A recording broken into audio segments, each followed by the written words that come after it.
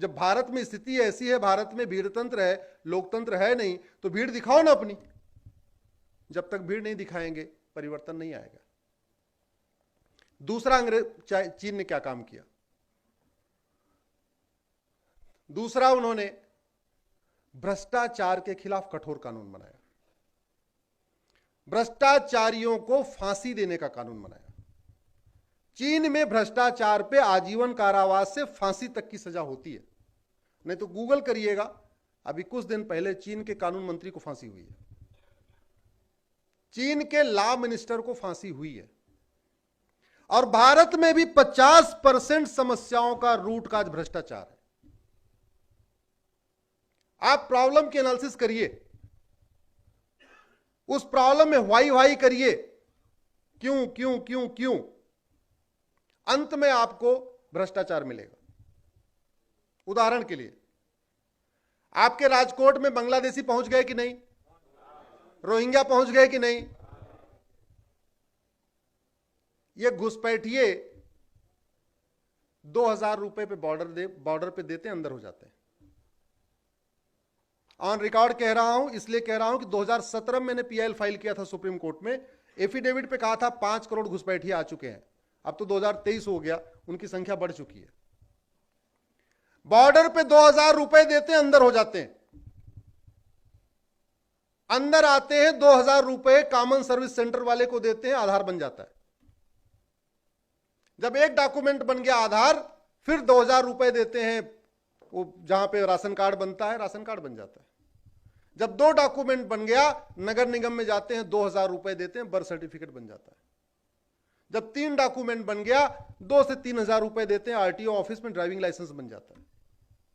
जब 4 डॉक्यूमेंट बन गया, फिर 2 से 3000 रुपए देते हैं, वोटर आईडी बन जाती है।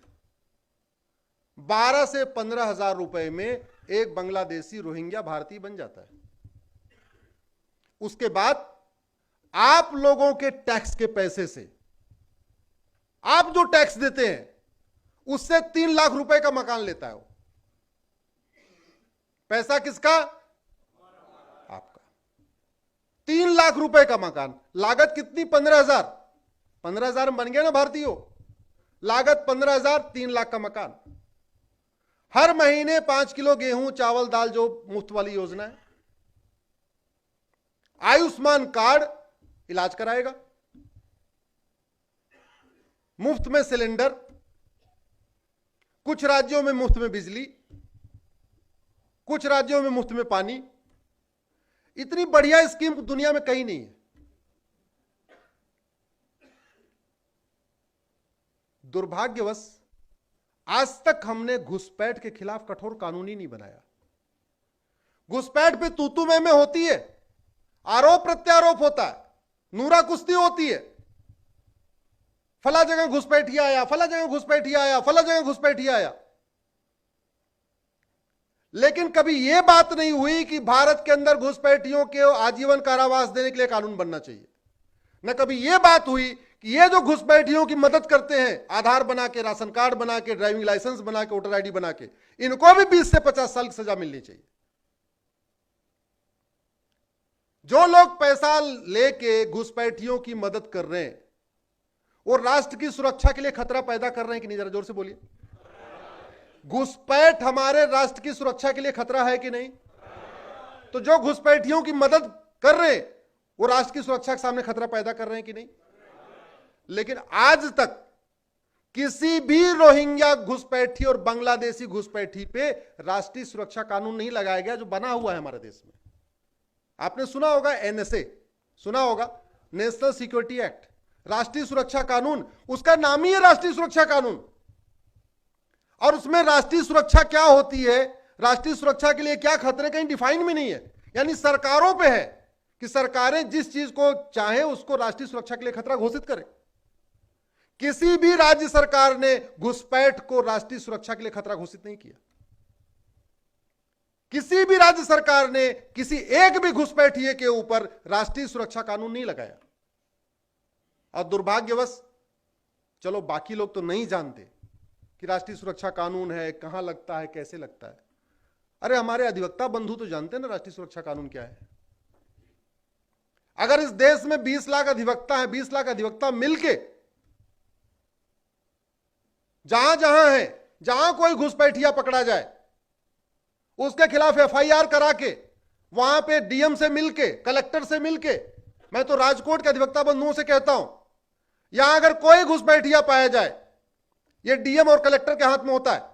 एसपी और डीएम मिलकर तय करते हैं किसके ऊपर रासुका लगाना है, एनएसए लगाना है। उनसे मिलकर बोलिए कि भाई ये घुसपैठ हमारे राजकोट की सुरक्षा के लिए खतरा है, ये राजकोट की सुरक्षा के लिए खतरा है, यानी राष्ट्रीय सुरक्षा के लिए खतरा। तो राष्ट्रीय सुरक्षा के लिए खतरा है तो इसके खिलाफ एनएसए लगाइए। एक बार एनएसए लगना शुरू हो जाएगा तो बाकी राज्य सरकारें भी लगाएंगी, बाकी राजकोट वाले शुरू कर देंगे, अहमदाबाद वाले भी लगाएंगे, लखनऊ वाले भी लगाएंगे, पटना वाले भी लगाएंगे, हर जगह लगाएंगे। तो मैं चाहता हूं यहां बैठे अधिवक्ता बंधुओं से, राजकोट की जनता से, राष्ट्रीय एकता मंच के टीम से, घुसपैठियों के खिलाफ एनएसए लगवाने के लिए अपने कलेक्टर और कप्तान से मिलिए।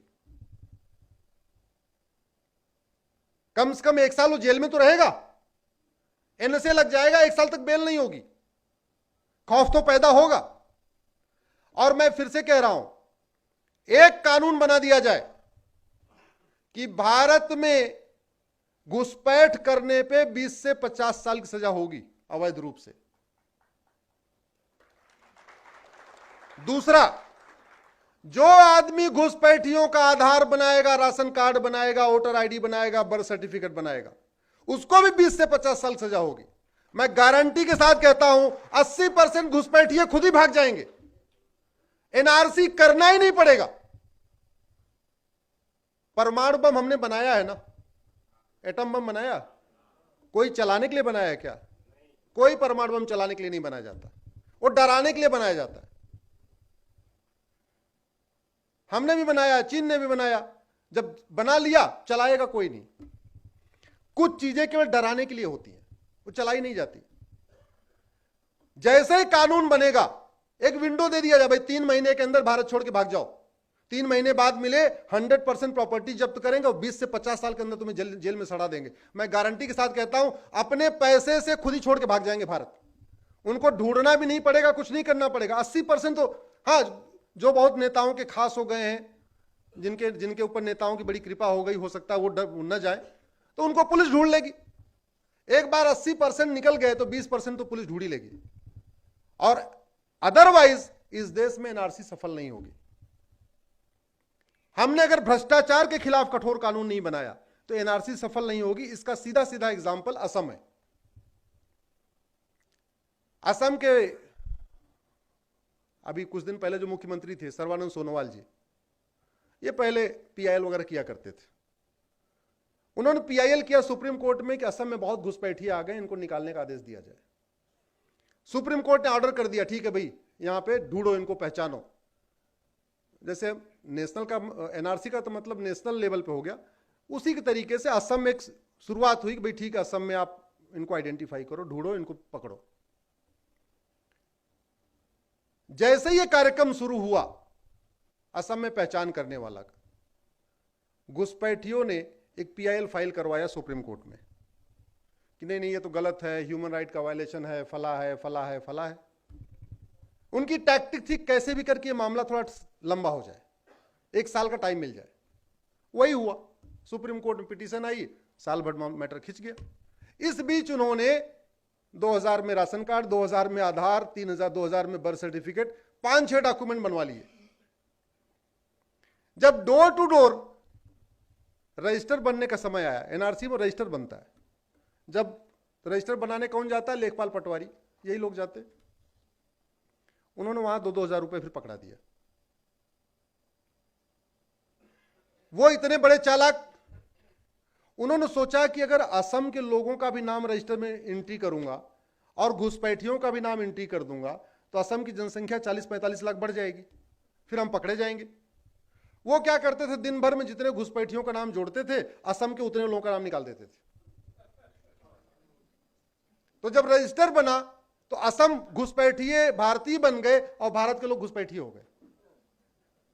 फिर हंगामा हुआ, फिर सुप्रीम कोर्ट, अल्टीमेटली नटसेल में करोड़ों रुपए खर्च हो गए उस पूरी प्रक्रिया को करने में। पूरा स्टाफ लगा, 3-4 साल से सब कुछ चला, एक भी घुसपैठिया आज तक निकाला नहीं गया, एक भी नहीं निकाला गया।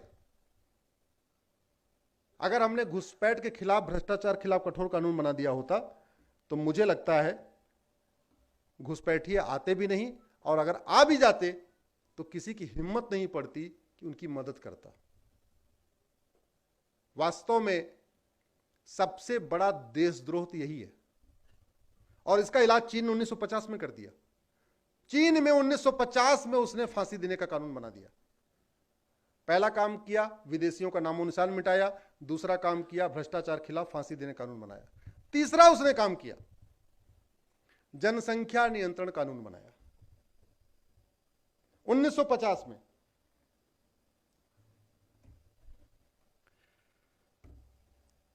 चीन की बात मैं इसलिए कर रहा हूं कि बाकी देशों की बात करूंगा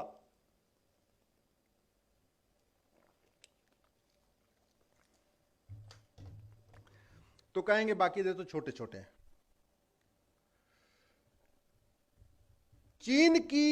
चीन का जो एरिया है ना, हमसे 3 गुना ज्यादा है, और जनसंख्या के मामले में अभी कुछ दिन पहले रिपोर्ट आई कि हम आगे निकल गए। रिपोर्ट अभी आई कि हम निकल आए। हमने जब 2018 में जनसंख्या नियंत्रण कानून बनना चाहिए, जब हमने पीआईएल फाइल किया था, हमने उस समय कहा था हम आगे निकल चुके हैं, और डेटा देख हमने बताया था कि इतने आधार बन चुके हैं, इतने आधार नहीं बने हैं। उस समय 120 करोड़ आधार बना था जब मैंने पीआईएल फाइल किया था। पॉपुलेशन कंट्रोल लॉ बनना चाहिए, और स्वाभाविक सी बात है किसी के घर में 100% आधार नहीं होगा, आज भी नहीं होगा। आपके यहाँ छोटे बच्चे का आधार नहीं होता, जब तक स्कूल न जाने लग जाए, एडमिशन में कोई दिक्कत ना आए, तब तक कहाँ आधार बनता है। चीन ने जनसंख्या नियंत्रण कानून बनाया और उसमें प्रावधान क्या रखा, अगर आपने हम दो हमारे दो फॉलो नहीं किया, आपकी बिजली काट दी जाएगी, आपको पानी का कनेक्शन नहीं मिलेगा, आप एयर में ट्रेवल नहीं कर पाएंगे, आप ट्रेन में ट्रेवल नहीं कर पाएंगे, आप पूरी तरीके से सरकार से बिल्कुल अलग हो जाएंगे, कोई भी सुविधा नहीं मिलेगी। चीन में आप रह तो सकते हैं लेकिन एज ए रिफ्यूजी, आपका वोटिंग का अधिकार भी खत्म हो जाएगा। 1970 से 77 में उन्होंने हम दो को फिर हम दो हमारे एक कर दिया, बाद में उन्होंने फिर से हम दो हमारे दो कर दिया, और सर्वे ये बताता है कि चीन ने 60 करोड़ लोगों को पैदा होने से रोक दिया। कठोर कानून बनाया, उस कानून का प्रभाव था कि चीन की जनसंख्या 60 करोड़ जो और हो सकती थी वो नहीं हुई, ऐसा सर्वे बताते हैं। 60 करोड़ मान लो, 50 करोड़ मान लो, जितना भी है। हमने अगर चीन के साथ कानून बनाया होता, आज हमारी जनसंख्या 100 करोड़ होती। सरकारी आंकड़ों के अनुसार हम 142 करोड़ हो चुके हैं, हमारा डेटा कहता है हम 150 करोड़ है। तो चलो सरकारी आंकड़े, हम 42 करोड़ ज्यादा हो गए कि नहीं? 42 करोड़ लोगों के लिए भोजन की व्यवस्था, आवास की व्यवस्था, उनका हेल्थ कार्ड, उनके लिए स्कूल की व्यवस्था, उनके लिए ट्रेन में ज्यादा ट्रेन चलाने की व्यवस्था, फ्लाइट में ज्यादा फ्लाइट, हालांकि वो लोग फ्लाइट में ज्यादा कम ही चलते हैं, तो ट्रेन में ही चलते हैं, लेकिन अल्टीमेटली व्यवस्था बढ़ी कि नहीं बढ़ी? और जो व्यवस्था बढ़ी वो किसके ऊपर आ रही है? लेकिन आपको कोई फर्क ही नहीं पड़ता। टैक्स देते जा रहे, ये भी नहीं, कभी कहते नहीं, रो भी नहीं रहे खुल के कि भैया हमको कितना मारोगे। टैक्स देते जा रहे हैं। मार्च के महीने में थोड़ा सा गुस्सा भी निकाल लेते हैं, लेकिन फिर भी ठीक है, हाँ ठीक है, कोई बात नहीं, ठीक है। अरे आपका देश है, आपके पैसे से चल रहा है, किसी पॉलिटिकल पार्टी का 1 रुपए नहीं है। इनफैक्ट पॉलिटिकल पार्टी भी आप ही के पैसे चलती है, वो कोई पॉलिटिकल पार्टी हो, सब आपके पैसे से चल रही है। सांसदों का वेतन भत्ता, गाड़ी, बंगला आप ही देते हो। विधायकों के साथ चलने वाली सिक्योरिटी का, जो पुलिस वाले चलते हैं, उनकी सैलरी भी आप ही देते हो। तो कम से कम बोलना तो शुरू करो। पैसा आपका, समस्या आपको पता, मूल कारण आपको पता, और फिर भी समाधान नहीं मांग रहे हो।